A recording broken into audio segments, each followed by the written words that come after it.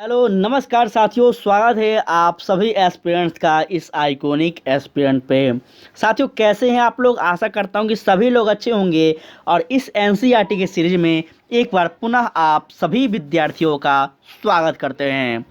साथ ही इस एनसीईआरटी के सीरीज में जो है क्लास 6 का एनसीईआरटी का अध्ययन हम अभी कर रहे हैं, जो कि बीपीएससी 17वीं के विद्यार्थियों के लिए, बीपीएससी शिक्षक भर्ती के विद्यार्थियों के लिए और अन्य महत्वपूर्ण कंपटीशन एग्ज़ाम, जो कि सभी एग्ज़ाम में कहीं ना कहीं एनसीईआरटी का बहुत बड़ा योगदान है ही। तो साथ ही आज जो हम बात करने वाले हैं यह चैप्टर नंबर 3 आपका आज होने वाला है।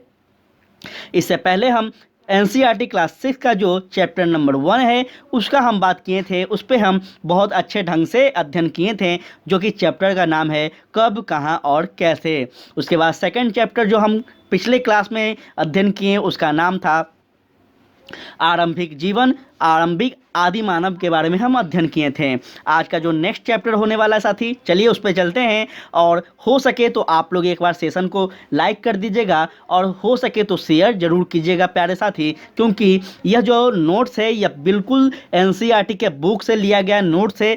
तो थोड़ा सा साथी याद रखिएगा, क्लास जो है या पीपीटी बनाने में या नोट्स बनाने में काफ़ी ज़्यादा मेहनत करना पड़ता है, क्योंकि आप जैसे विद्यार्थियों को सब कुछ बेहतर ढंग से प्रोवाइड करवा पाएँ, यही हमारा उद्देश्य है। ठीक है, तो चलिए स्टार्ट करते हैं। और अच्छा लगे तो प्लीज़ एक बार लाइक कर दीजिएगा और सेशन को हो सके तो जितना ज़्यादा शेयर कर सकते हैं कर दीजिएगा। ठीक है, तो चलिए चैप्टर पे चलते हैं। तो प्यारे साथी, हम पहुंच चुके हैं चैप्टर नंबर 3, जो कि आपके समक्ष इस प्रकार देख पा रहे होंगे। भोजन संग्रह से उत्पादन तक का यह चैप्टर का नाम है। इस पे हम अध्ययन करेंगे।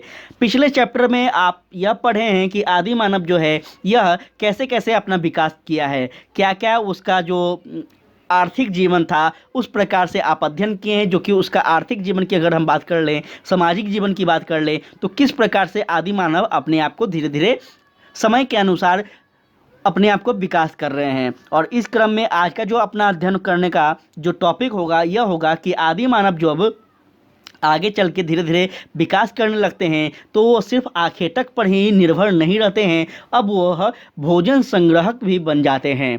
ठीक है, तो चलिए स्टार्ट करते हैं इस सेशन को। और यहाँ पे आपके सामने जो है लिखा गया है, समझाया गया है कि आज इस चैप्टर का पढ़ने का जो उद्देश्य होगा यह क्या होगा, यहाँ से आपको क्या सीखने को मिलेगा और क्या आपको लाभ होगा। प्यारे साथी, इस चैप्टर के अंतर्गत जो है वो सबसे पहले आप पाषाण युग को समझेंगे कि पाषाण युग क्या है। उसके बाद आप यह भी समझेंगे कि खेती की शुरुआत किस प्रकार से हुई है। ठीक है, बहुत ही इंपॉर्टेंट है यहाँ पे खेती की शुरुआत, अर्थात यहाँ पे कृषि का जो विकास है यह आप यहाँ पे अध्ययन करेंगे। जो कि अगर हम बात कर ले बीपीएससी वाले विद्यार्थियों के लिए, तो वहाँ पे मेंस में लिखने के लिए यहाँ पे आपको फ़ायदा मिलने वाला है। अगर बात करें शिक्षक भर्ती के विद्यार्थियों के लिए, जो कि 6 से 8 के टीचर बनना चाहते हैं, उनके लिए यहाँ से ऑब्जेक्टिव क्वेश्चन बन सकते हैं।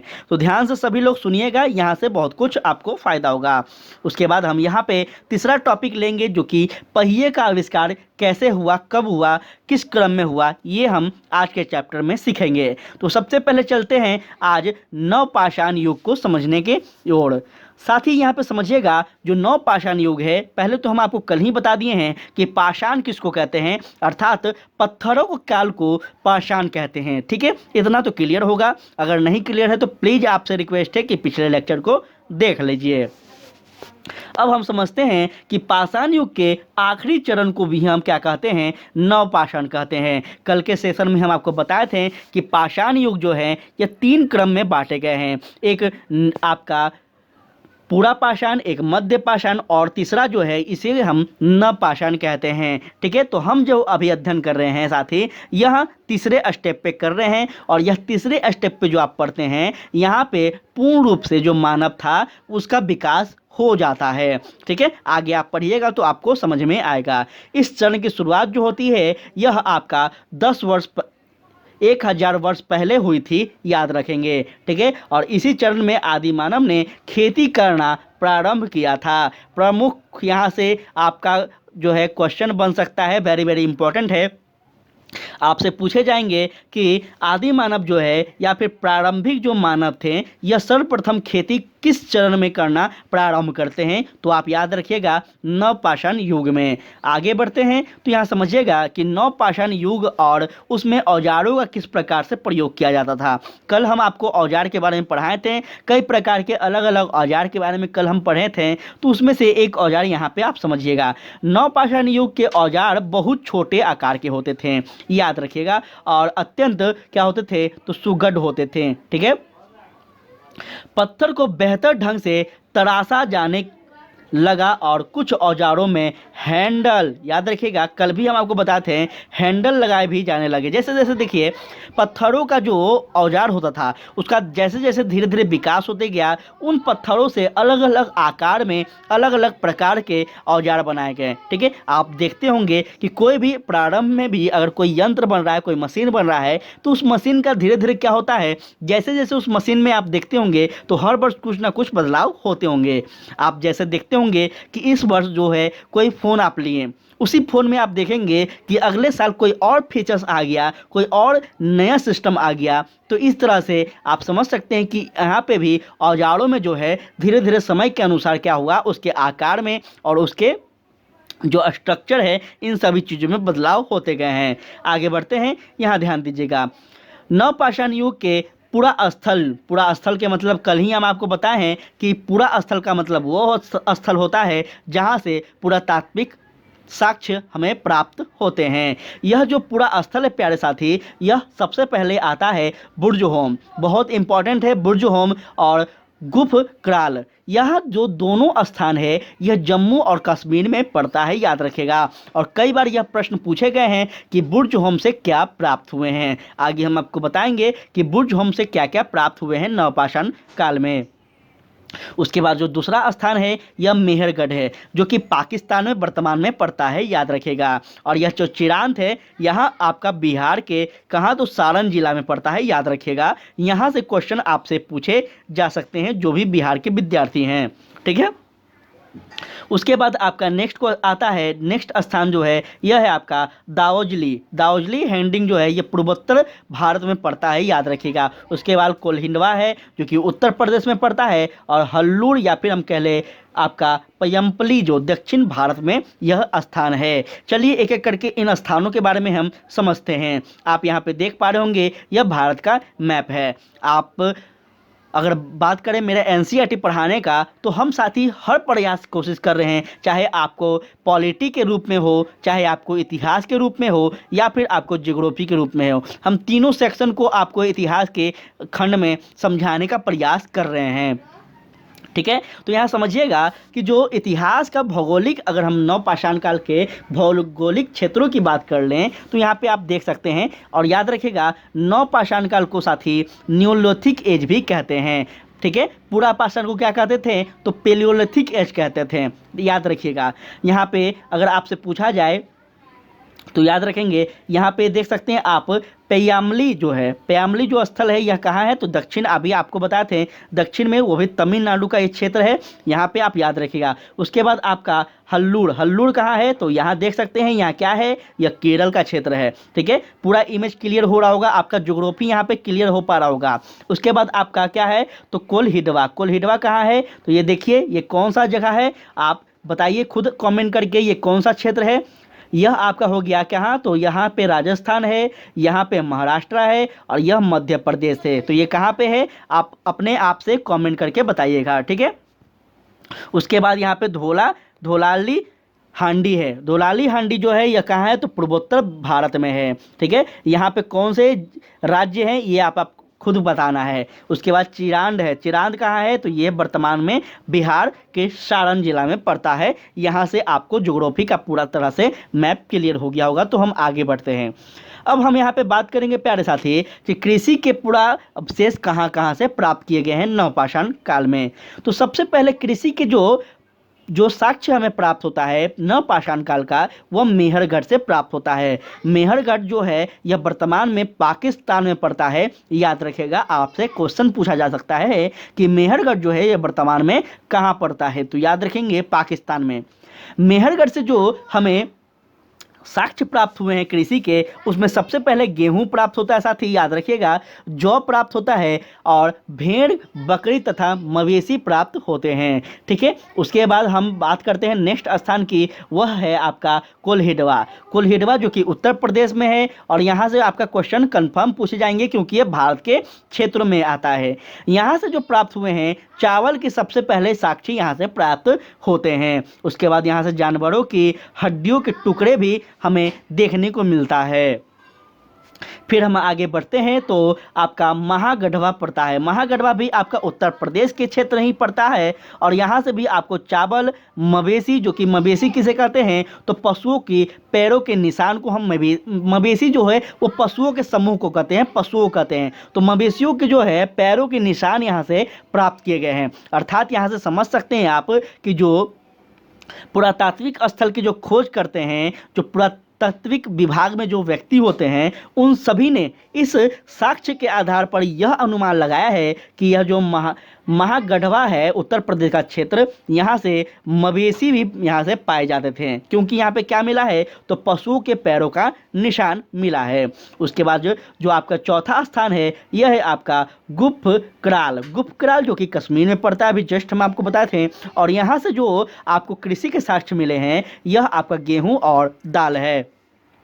देखिए, आप सभी से रिक्वेस्ट है, जो भी विद्यार्थी देख रहे हैं, वैसे तो हम ये आज मेरा एनसीईआरटी का तीसरा क्लास है, लेकिन बहुत सारे ऐसे विद्यार्थी हैं जो कि नहीं देख रहे हैं, इसको स्किप कर रहे हैं। जो भी विद्यार्थी देख रहे हैं आपसे रिक्वेस्ट है कि आप पूरा देखिएगा। जो नहीं देख रहे हैं अलग बात है, लेकिन जो भी देख रहे हैं उसको यकीन मानिए जब आप पेपर देने जाएंगे तब आपको इसका वैल्यू पता चलेगा। ठीक है, क्वेश्चन जो है ये यहीं से पूछे जाते हैं। स्टैंडर्ड बुक से जो है अब बीपीएससी क्वेश्चन बहुत कम पूछने लगी है, अब यहीं से डायरेक्ट आपको क्वेश्चन बन रहा है। तो प्लीज़ एनसीईआरटी पे फोकस कीजिए, हम बार बार आपसे रिक्वेस्ट कर रहे हैं। आपसे पूछ देगा कि नवपाषाण काल में जो है यहाँ पे गुफक्राल आपसे पूछ देगा कि नवपाषाण काल में गुफक्राल से किस कृषि के साक्ष्य मिले हैं। तो आपको याद रहेगा तब तो आप बताएंगे ना कि गेहूं और दाल के जो है यहाँ से साक्ष्य हमें मिलते हैं। चलिए, उसके बाद हम बुर्ज होम पे पहुँचते हैं जो कि कश्मीर में है और यहाँ से गेहूं, दलहन, कुत्ता, मवेशी, भेड़, बकरी, भैंस, ये सभी जो हैं इनके साक्ष्य हमें प्राप्त होते हैं। फिर हम बात करते हैं बिहार के।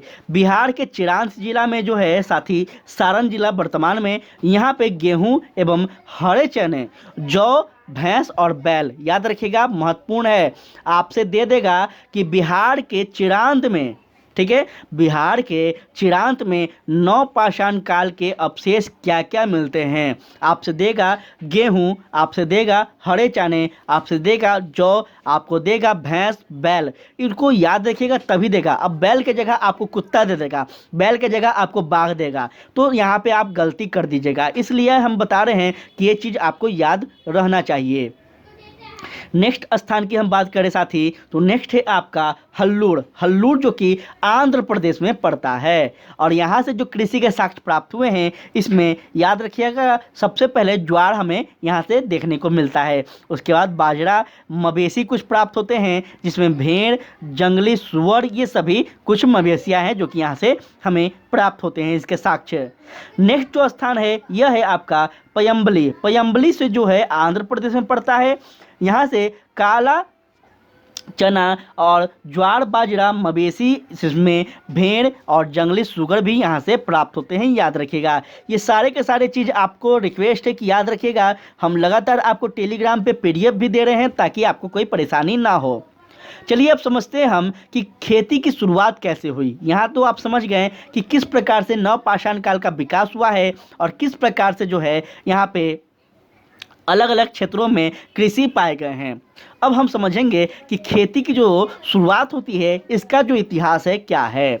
साथ ही यहाँ समझिएगा ध्यान से कि खेती की शुरुआत को मानव इतिहास में सबसे क्रांतिकारी घटना माना जाता है। याद रखिएगा, आपसे यहाँ से क्वेश्चन पूछे जा सकते हैं तो इसको याद रखेंगे, क्योंकि इतिहास के साथ बसने की प्रक्रिया शुरुआत हुई है और खेती के कारण ही आदमी खाना बदोश जीवन को छोड़कर क्या हो गया है, तो अस्थायी जीवन जीने लगा है। साथ ही अगर आपने परसों का लेक्चर नहीं सुना है, नहीं देखा है, तो आपसे विनती करते हैं कि आप लोग ज़रूर देखें, क्योंकि जब एनसीईआरटी पढ़ रहे हैं तो एनसीईआरटी तभी आप समझ पाएंगे जब आप चैप्टर 1 से लेकर संपूर्ण चैप्टर अंत एंड तक आप पूरा क्रम वाइज पढ़ेंगे। ठीक है, उसमें हम आपको बताए थे कि प्रारंभिक जीवन में मानव जो था यह क्या था, तो यह खाना बदोश था। खाना बदोश का मतलब होता है कि वह जो है वह अपने खाना को क्या करता था, अपने भोजन को जो है वह बनाने में सक्षम नहीं था, वो दूसरों पे निर्भर था, वो जंगली जानवरों पे निर्भर था, वो जीव जंतुओं पे निर्भर था। ठीक है, और आगे चलकर आप यहाँ पे नवपाषाण काल में देख रहे हैं कि जो आदि मानव थे यह अब खाना बदोश जीवन को छोड़कर क्या कर दिए, तो अस्थायी रूप से अपना जीवन जीने लगते हैं। चलिए फिर आगे बढ़ते हैं। उम्मीद है कि आपको चीज़ें सारा कुछ समझ में आ रहा होगा। किसी भी विद्यार्थी को कोई भी डाउट हो तो प्लीज़ आप लोग कमेंट कर दीजिएगा, तुरंत हम आपको उस चीज़ का रिप्लाई देंगे। समझिएगा साथी यहाँ पे कि इतिहासकारों का मानना है कि खेती की जो खोज की गई है यह सबसे पहले कहाँ था, तो महिलाओं ने की थी। इम्पॉर्टेंट है, याद रखिएगा, आपसे पूछे जा सकते हैं, आपसे पूछेंगे यहाँ पे प्रश्न, जो आयोग है वो पूछ सकता है कि सर्वप्रथम जो खेती की शुरुआत की गई है यह किसके द्वारा की गई है, महिलाओं के द्वारा, पुरुषों के द्वारा, इस प्रकार से आपको देगा, या फिर इनमें से कोई नहीं, एक से अधिक। तो याद रखिएगा प्यारे साथी, ये सबसे पहले महिलाओं के द्वारा जो है खेती की खोज करने का जो है यहाँ पे इतिहासकारों का मानना है ऐसा। ठीक है, ऐसा इसलिए संभव हुआ क्योंकि महिला जो थी वह गर्भ अवस्था और फिर बच्चे के पालन पोषण के दौरान एक स्थान पर ही क्या करती थी, टिक कर रहना पसंद करती थी। अब यहाँ पर थोड़ा सा समझिएगा साथी कि जब कोई महिलाएं जो होती है यह गर्भावस्था में जब होती हैं तो वो थोड़ा सा क्या हो जाता है उनका, समझ पा रहे होंगे आप कि वो थोड़ा सा मतलब लेजी हो जाते हैं, तो इधर उधर वो जाने में असमर्थ होती हैं और इस कारण से जो है वो क्या हो जाती हैं, तो धीरे धीरे एक ही स्थान पर बसने लगती हैं। इस प्रकार आप समझ पा रहे होंगे कि जो प्रारंभिक आदि मानव थे वो जो कि घुमक्कड़ प्राणी थे वो अब अस्थायी रूप से एक ही जगह बसने लगे। ठीक है, आगे बढ़ते हैं, समझिएगा, ध्यान दीजिएगा। यहाँ पे किसी एक स्थान पर लंबे समय तक रहने के दौरान महिलाओं एवं बच्चों के बीच के इनसे पौधे का क्या हो जाता था, पनपने मतलब लगाव देखने को मिलता था। आप अगर किसी भी स्थान पर अधिक दिनों तक रह जाते हैं या किसी व्यक्ति के साथ आप अधिक दिनों तक रह जाते हैं तो जाहिर सी बात है कि आपको उसके साथ क्या हो जाता है, लगाव हो जाता है। ये आप सभी मनुष्य में कॉमन बातें हैं। ठीक है, तो यही ये चीज़ हो जाता है और ये सिर्फ मनुष्य में ही नहीं बल्कि आप देखेंगे जीव जंतुओं में भी ये चीज़ देखने को मिलते हैं। यही देखकर उन्हें पौधे उगाना सीखना क्या हो गया, सीखते गए धीरे धीरे। आगे बढ़ते हैं तो यहाँ पे समझिएगा खेती के लाभ क्या हुआ। ठीक है, आपने अभी क्या पढ़ा, आपने पढ़ा खेती का विकास किस प्रकार से हुआ, उसका आविष्कार कैसे हुआ।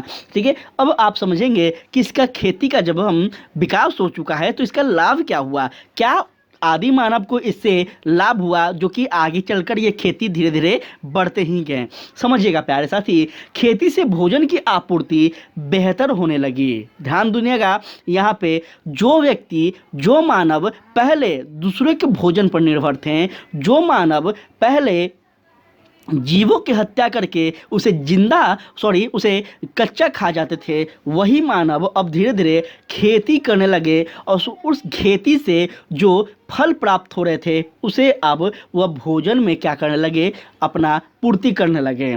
साथ ही शिकार एवं भोजन संग्रह पर से वह निर्भरता कम हो गई। ठीक है, अब उनका क्या हो गया, अब जो दूसरे पर वह निर्भर थे, शिकार पर निर्भर थे, भोजन संग्रहण पर निर्भर थे, उस पर से क्या हो गया, उनका थोड़ा सा ध्यान हट गया। अब उनका ध्यान कहाँ जाने लगा, खेती पे जाने लगा। क्योंकि आपको पता होना चाहिए कि कोई भी चीज़ अगर आप करते हैं तो उसका परिणाम कुछ ना कुछ निकलता है, चाहे वो सकारात्मक हो या फिर नकारात्मक हो। तो यहाँ पे जो परिणाम निकला है वो क्या निकला है, सकारात्मक निकला है। और जब सकारात्मक परिणाम निकलता है तो कोई भी व्यक्ति हो उस पर फिर से ज़्यादा इंटरेस्ट लेने लगता है। ठीक है, तो यहाँ पे आप इस चीज़ को समझ पा रहे होंगे। चलिए आगे बढ़ते हैं, थोड़ा सा ध्यान दीजिएगा।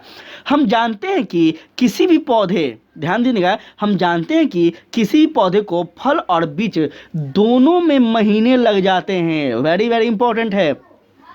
यहाँ पे इंपॉर्टेंट इसलिए है क्योंकि एनसीईआरटी जो है यह इतना स्पष्ट शब्दों में समझाने का कोशिश किया है, इसलिए एनसीईआरटी इतना महत्वपूर्ण है सभी विद्यार्थियों के लिए। देखिए, इसलिए फसल की देखभाल करने के लिए लोग एक ही स्थान पर टिकने की जरूरत होती होगी और इससे बचने की प्रक्रिया क्या हो गई, प्रारंभ हो गई। ठीक है, जो व्यक्ति घुमक्कड़ प्राणी था, जो व्यक्ति एक स्थान पर न रहकर अलग अलग स्थानों पर रहता था, हम कल के सेशन में आपको बताएं और परसों के सेशन में भी आपको बताएं, वही व्यक्ति जो है अब क्या हो गया, एक जगह पर रहने लगा, अर्थात अस्थायी निवासी हो गया। तो ये क्यों हो गया, क्योंकि यह खेती से इसको लाभ मिला, और खेती से जब लाभ मिला तो इस खेती को देख रेख करने के लिए, इस खेती का और भी बेहतर ढंग से सेवा करने के लिए जो है, यह जो आदि मानव थे, यह जो प्रारंभिक मानव थे, यह एक ही स्थान पर रहने लगे, जिस कारण से धीरे धीरे क्या हो गया, एक परिवार का निर्माण हुआ, एक कबीले का निर्माण होता है। चलिए यहाँ ध्यान दीजिएगा, बसने की प्रक्रिया के साथ साथ समुदायों का आकार भी बढ़ने लगा। ठीक है, क्या हमने अभी बोला कि जब व्यक्ति एक जगह सभी लोग बसने लगे तो फिर क्या हो गया, उसी में समुदाय का निर्माण होता है, उसी में परिवार का निर्माण हो रहा है, और यही परिवार जो है एक कबीला आगे चलकर बन जाएगा। याद रखिएगा, धीरे धीरे समुदाय इतने बड़े हुए कि एक गांव बन गया है। वेरी वेरी इंपॉर्टेंट है, समझिएगा। अभी आप समझ पा रहे होंगे कि जो एक देश है, एक राष्ट्र है, इसका निर्माण कैसे हुआ है। ठीक है, यहाँ पे आप समझ पा रहे होंगे।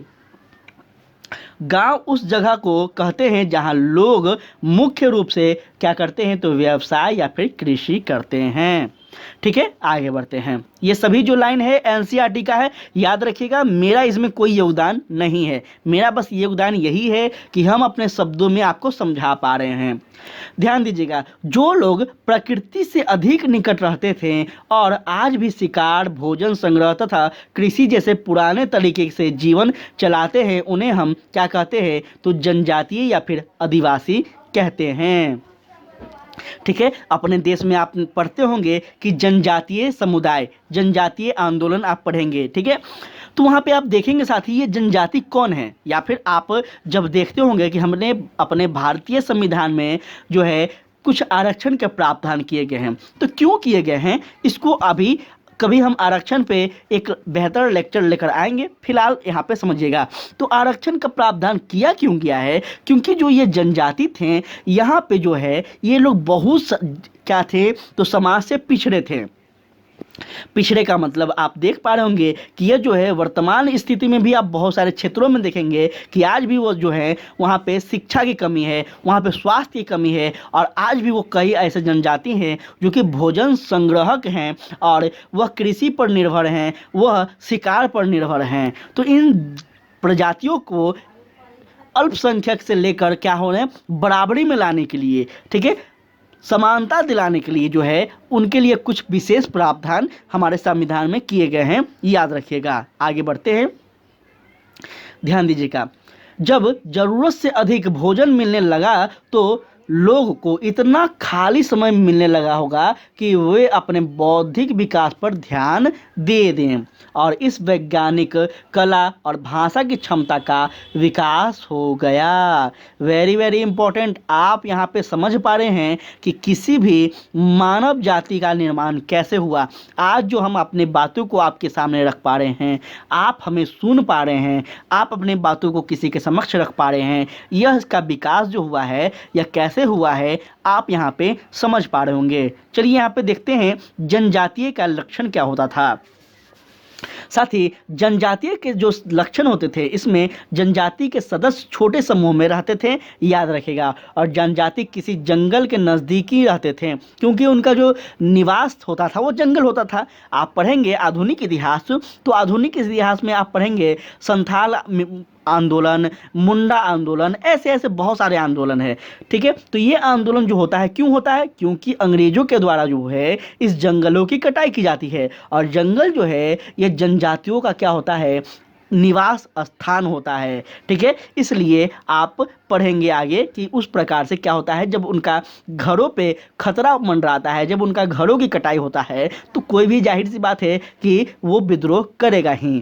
ठीक है, ऐसे लोग अपने अधिकांश जरूरतों के लिए जंगल के उत्पादनों पर निर्भर रहते थे और इस उत्पादन को धीरे धीरे आगे चल के देख पा रहे होंगे आप कि किस प्रकार से समाप्त किया जा रहा है। और इसलिए आप यहाँ पे देख पा रहे होंगे कि जो जनजाति हैं, भारत में बहुत सारे ऐसे जनजाति हैं जो विलुप्त के कगार पर अभी भी हैं। ठीक है, जनजाति की संस्कृति विरासत बहुत ही समृद्ध होती थी और उनकी मानवीय, खास करके वास्तुकला एवं संगीत और चित्रकला जो है ये बहुत महत्वपूर्ण होता था। ठीक है, आगे बढ़ते हैं, ध्यान दीजिएगा। चलिए नेक्स्ट टॉपिक पे ध्यान दीजिएगा साथी। नेक्स्ट टॉपिक है पहियों का आविष्कार कैसे हुआ। बहुत ही इंपॉर्टेंट है।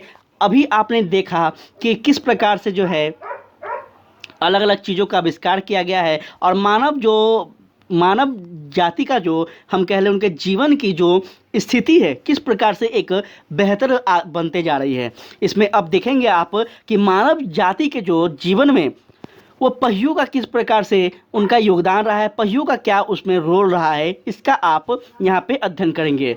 ध्यान दीजिएगा साथी, नवपाषाण युग में, ठीक है, बहुत इंपॉर्टेंट है, नवपाषाण युग में ही वह समय था जब पहियों का आविष्कार होता है। और यहाँ से एक क्वेश्चन आपसे पूछ देगा कि पहियों का आविष्कार किस काल में माना गया है। तो साथी यह जो है नवपाषाण युग में माना गया है, याद रखिएगा। लेकिन पहियों का जो सटीक डिजाइन बनाने में इंसानों को सैकड़ों वर्ष लग गए थे, याद रखिएगा। ठीक है, पहियों का जो सटीक डिजाइन बनाने में जो है वह व्यक्ति का, इंसान को हम कह लें तो सैकड़ों वर्ष लग गए थे, याद रखिएगा। हो सकता है कि लोग ने लकड़ी के बेलनाकार लठ जो हम कहते हैं लठ, आप पंजाब में आप देखेंगे कि लठ कहा जाता है, मतलब लाठी को कहा जाता है, लठ को पहाड़ी से ढूंढते हुए देखा होगा। ठीक है, ये अनुमान लगाए जा रहे हैं इतिहासकार के द्वारा। वो कह रहे हैं कि हो सकता है कि लोगों ने लकड़ी के बेलनाकार लट्ठों को पहाड़ी से ढूंढते हुए देखा होगा और इस प्रकार से वो क्या हो गए, तो पहियों का आविष्कार कर दिए होंगे। ये अनुमान इतिहासकार के द्वारा लगाए जा रहे हैं, तो यहाँ पे आप याद रखिएगा। और इससे प्रेरणा लेकर लोग ने भारी सामान ले जाने के लिए लकड़ी के लट्ठों का इस्तेमाल किया लगा होगा। ठीक है, यहाँ पे आप समझ पा रहे होंगे कि इतिहास का जो है अपने मन की बातों को यहाँ स्पष्ट कर रहे हैं कि हो सकता है ऐसा कि एक समय देखा होगा, उस आदि मानव ऐसा देखे होंगे कि एक बड़े से पहाड़ी पर एक लकड़ी के बेलनाकार आकार का जो एक लठ है, यह पहाड़ से एक ऊंचे स्थान से नीचे की ओर ऐसे ढूल रहा होगा। ठीक है, और इसे ढूलते हुए देखकर जो प्रारंभिक आदि मानव थे उनके मन में यह चीज आया कि वो भारी सामानों को ले जाने के लिए इस प्रकार का यंत्र का, इस प्रकार के चीज़ों का आविष्कार कर सकते हैं, प्रयोग कर सकते हैं। इस आधार पर उन्होंने क्या किया, तो एक पहिए का आविष्कार किया है। आगे बढ़ते हैं तो आप देखेंगे कि धीरे धीरे बीतते समय के बाद पहियों का सही डिजाइन बन गया और पहिए ने आदमी का जीवन जो है यह बहुत ही क्या कर दिया, आसान कर दिया। आज वर्तमान में आप देख रहे हैं कि आप एक क्षण से दूसरे क्षण में आप एक स्थान से दूसरे स्थान पहुंच जा रहे हैं, मिनटों में आप एक स्थान से दूसरे स्थान पहुंच जा रहे हैं। यह जो है साथी, यह आप पढ़ पा रहे हैं कब का, तो इतिहास, तो यह नवपाषाण काल का देन है। ठीक है, यह किसका देन है, तो नवपाषाण काल का देन है, याद रखिएगा। आप कोई भी अभी वर्तमान में यंत्र चला रहे हो, कोई भी गाड़ी मोटर चला रहे हो, जिसमें हम अगर बाइक की बात कर ले, मोटरसाइकिल की बात करें, या फिर 4 व्हीलर की बात कर ले, या फिर ट्रेन की बात कर ले, कुछ भी आप देख रहे हैं, इन सभी चीजों का अगर जुड़ाव है तो वो नवपाषाण काल से ही जुड़ाव है, याद रखिएगा। आगे बढ़ते हैं तो यहाँ समझ पाते हैं कि गाड़ी को आदमी या फिर जानवर द्वारा आसानी से खींचा जा सकता है और इसे लंबी दूरी तक यात्रा में आसानी होगी। यहाँ पे आप ये देख पा रहे होंगे, बर्तन बनाने वाले ने पहियों का इस्तेमाल चाक के रूप में किया और जिसे बर्तन बनाने में तेजी आ गई है। ठीक है, जो बर्तन बनाते थे, जो बर्तन का जो मतलब स्ट्रक्चर करते थे, उन्होंने क्या किया, तो उसे चाक आप समझ पाते होंगे। अगर गांव में आप लोग, किसी का भी विद्यार्थी का गांव में घर होगा, गांव से रिलेशन होगा, तो आप चाक को बेहतर ढंग से समझ पा रहे होंगे। चाक जो है उससे बनाने के लिए क्या हुआ, तेजी आ गया, मतलब उसमें तेजी आया। ठीक है, फिर उसके बाद हम पढ़ेंगे मेहरगढ़ में जीवन। देखिए मेहरगढ़ में जो जीवन स्थिति है इसके बारे में देखिए, एनसीईआरटी में ये जो टॉपिक दिए गए हैं इसका मतलब आप समझ पा रहे होंगे कि ये कितना ज़्यादा महत्वपूर्ण टॉपिक है। ठीक है, क्योंकि एनसीईआरटी अगर आपके पास बुक है तो प्लीज़ आपसे हम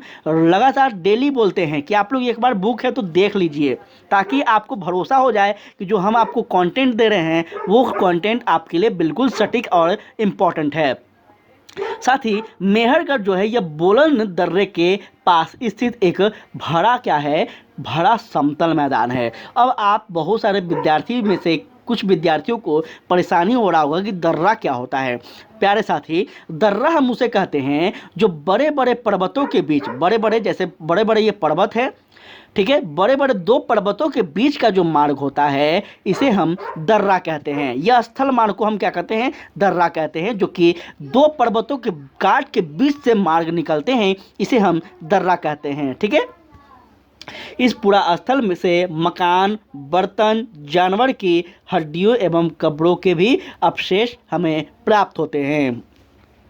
आगे बढ़ते हैं तो यहाँ देखिए कि घरों का आकार जो था उस समय, नवपाषाण काल की बात की जा रही है कि उस समय जो घरों का आकार था वह कैसा था, तो आयताकार था। आपसे यहाँ 1 नंबर का क्वेश्चन पूछ देगा कि नवपाषाण काल में जो घरों का आकार रहा है वह कैसा था। आपको दे देगा आयताकार, त्रिभुजाकार या फिर कोई अलग अलग आकार आपसे पूछ देगा। तो यहाँ याद रखेगा कि आयताकार होता था। ठीक है, आयताकार यहाँ पे आप इमेज में देख पा रहे होंगे। ठीक है, आगे बढ़ते हैं तो उन्होंने पत्थर की सिल्लियों से बनाए जाते थे। ठीक है, आप देखे होंगे, इतना तो आपको पता होगा कि पत्थर की सिल्लियाँ क्या होती है, मतलब मोटे मोटे पत्थर की सिल्लियाँ होती है जो इस प्रकार से होती है। ठीक है, जैसे आप अभी वर्तमान में टाइल्स देखते हैं। ठीक है, तो टाइल्स क्या है, वो भी तो एक सिल्ली है ना, जो कि वो मोटा, जितना ज़्यादा मोटा होगा, जैसे बर्फ़ की सिल्ली, तो बर्फ़ की सिल्ली आप देखते हैं कि बर्फ़ का सिल्ली जो होता है बहुत ज़्यादा इतना बड़ा होता है, बहुत ज़्यादा मोटा होता है। तो इस प्रकार से कहा जा रहा है यहाँ पे कि पत्थरों की सिल्लियाँ से बनाए जाते थे और एक घर में अक्सर 4 कमरे होते थे, 1 2 3 4। ठीक है, क्या होते थे, हर घर में अक्सर जो अधिकतर जो देखे गए हैं, इतिहासकार के द्वारा अनुमान लगाए गए हैं कि हर घर में लगभग 4 कमरे होते थे। इनमें से एक कमरे का इस्तेमाल संभवतः अनाज के भंडार के तौर पर किया जाता था, तो दूसरे कमरे का जो अगर हम बात कर लें तो उसमें अलग अलग चीज़ों के लिए प्रयोग किया जाता था। कोई होगा आपका भंडार घर हो गया, तो कोई हो गया, आप समझ पा रहे होंगे, कोई बेडरूम हो गया, कोई ऐसे कोई वैसे, तो इस प्रकार से आप समझ पा रहे होंगे। अब हम समझेंगे कब्र। ठीक है, कब्र क्या होता है, उस समय में कब्र का क्यों प्रयोग किया जाता था उस समय, जब अब जो अभी वर्तमान में आप देख रहे हैं कि जो अभी का जो कोई अगर किसी व्यक्ति का मृत्यु होता है, किसी का देहांत होता है, तो उसे जला दिया जाता है। हिंदू धर्म में खास करके ऐसा देखा जाता है कि उनको जलाकर उनको क्या किया जाता है, उनके शव को दफनाया जाता है। लेकिन पहले आप देखे होंगे कि यहाँ पे कब्र जो है, किसी व्यक्ति का अगर मृत्यु हो गया तो उसको या तो पानी में दफन, मतलब अंदर में दबा दिया जाता था, या फिर मिट्टी के नीचे दबा दिया जाता था। ठीक है, तो यहाँ पे आप देखेंगे, समझिएगा, कब्रों से मिलने से पता यह चलता है कि मृतक का जो अंतिम संस्कार है इसको भी किया जाता था। ठीक है, उस समय में भी जो है आदि मानव जो थे, प्रारंभिक थे, वो भी जो है उनका भी क्या होता था, अंतिम संस्कार होता था। अलग विधि था, ये अलग बात है, लेकिन अंतिम संस्कार उनका भी होता था। कब्रों से कई रोचक जानकारियां भी हमें प्राप्त होती है, और एक कब्र से तो आदमी के कंकाल के साथ बकरियों के कंकाल भी हमें प्राप्त हुए हैं। बहुत इंपॉर्टेंट है, वेरी वेरी इंपॉर्टेंट है, समझ पा रहे होंगे कि आदमी के कंकाल के साथ बकरियों के भी कंकाल वहाँ से प्राप्त होते हैं। आगे बढ़ेंगे तो यहाँ ध्यान दीजिएगा कि इससे पता यह चलता है कि लोग को यह विश्वास था कि मरने के बाद भी जीवन होगा। ठीक है, अर्थात हम बात करें तो पूरा प्राचीन इतिहास से ही यह विश्वास लोगों में बना हुआ रहा है कि मरने के बावजूद भी व्यक्ति का फिर से जीवन हो, क्या होता है, फिर से उसका जन्म होता है, अर्थात पूर्ण जन्म पर वो लोग विश्वास करते थे। ठीक है, तो यहाँ पे इस चीज़ को याद रखिएगा। आगे बढ़ते हैं तो यहाँ समझिएगा, लोगों को यह भी लगता था कि कि मरने के बाद वह भौतिक सुविधाओं की ज़रूरत होगी, ठीक है। जिसमें आप देख पा रहे होंगे कि अभी वर्तमान में भी आप देखते होंगे कि अगर किसी व्यक्ति का दफनाया जाता है तो एक अपने हिंदू संस्कार में हम बात कर ले संस्कृति में एक कल्चर है जो कि 12वीं होता है, 13वीं की होता है। तो आप देखेंगे कि उससे पहले 10वीं होता है, ठीक है। उसमें उस दिन क्या होता है कि जो व्यक्ति का देहांत किया गया है उस व्यक्ति की जितने भी पसंदीदा जो चीज़ें थी, ठीक है, उस चीज़ों को उस दिन क्या किया जाता है, दान किया जाता है, ब्राह्मणों को दान किया जाता है। तो यहाँ पे आप समझ पा रहे होंगे क्या कह रहा है यहाँ पे कि जब प्रारंभिक आदि मानव का अंतिम संस्कार होता था तो उस समय भी लोगों का यह मानना था कि उसके भौतिक सुविधाओं की ज़रूरत होती होगी, अर्थात इसीलिए क्या किया जा रहा है, तो उस व्यक्ति के साथ क्या किया जा रहा है, कुछ भौतिक वस्तुओं को भी उसके साथ दफना दिया जा रहा है। मतलब आप समझ पा रहे हैं कि कितना पहले का जो प्राचीन इतिहास हम पढ़ रहे हैं, प्राचीन संस्कृति जो हम पढ़ रहे हैं, उस संस्कृति से कितना मिलता जुलता आज का वर्तमान का संस्कृति है, ये आप यहाँ पे तुलना कर पा रहे होंगे।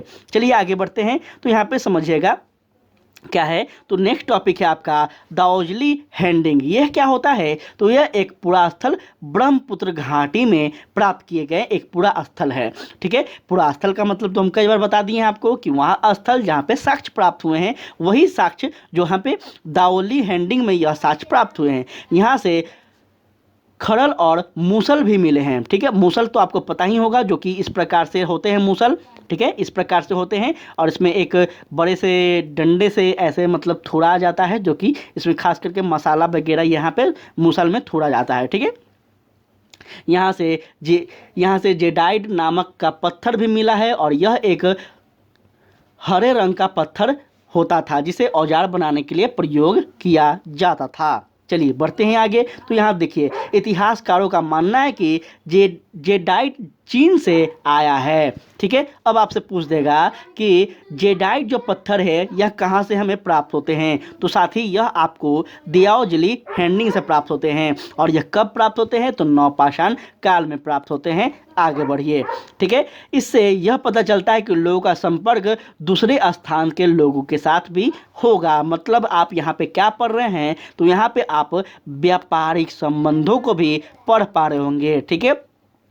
आप प्रारंभिक जीवन में भी पढ़ पा रहे होंगे कि प्रारंभिक जीवन में भी जो है विदेशियों के साथ जो है व्यापार संबंध स्थापित थे, ठीक है। यहाँ पे आपको ये क्लियर हो रहा होगा। तो साथ ही नेक्स्ट जो अपना चैप्टर है वह है आरंभिक नगर। अभी हमने क्या पढ़ा, तो हमने पढ़ा कि प्रारंभ में जो इतिहास का प्रारंभ होता है तो कहाँ कहाँ पे क्या क्या हमें साक्ष्य मिले हैं, किस प्रकार से उसका आदि मानव का विकास होता है, यह पढ़े हैं। उसके बाद हम यह पढ़े हैं कि आदि मानव का जीवन का विकास किस प्रकार से होता है, कैसे कैसे उनके जीवन में एक नए नए चीज़ों का खोज होता है। और आज का जो चैप्टर हम पढ़े हैं इसमें हम देखे हैं कि किस प्रकार से पहिए का विकास हुआ है, किस प्रकार से आगू का विकास किया गया है, किस प्रकार से उनके जीवन में एक सामाजिक एक आर्थिक बदलाव किए गए हैं। और अंतिम जो नेक्स्ट अपना चैप्टर होगा वो होगा आरंभिक नगर। अब जब जो आदि मानव है ये समूह में रहने लगते हैं तो समूह जो है ये गांव का निर्माण होता है। और जब गांव का निर्माण हो गया है